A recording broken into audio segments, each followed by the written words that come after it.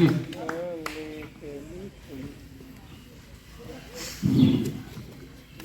लोग के संविधान के बारे में हमारे विद्यालय प्रांगण में आए, तो इसके लिए आप लोग को बहुत बहुत धन्यवाद।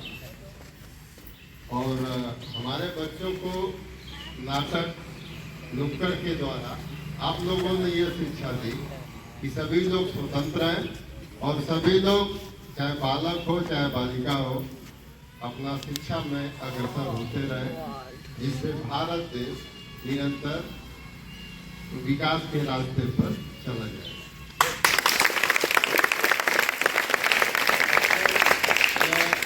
जो नुक्कड़ नाटक था, ये ऐसा आप लोगों को भी करना चाहिए, चाहे दहेज पर हो चाहे स्वतंत्रता पर हो। और जैसे आप लोगों ने इसके पहले 15 अगस्त में किया था वो दहेज पर, तो वह भी बहुत अच्छा था।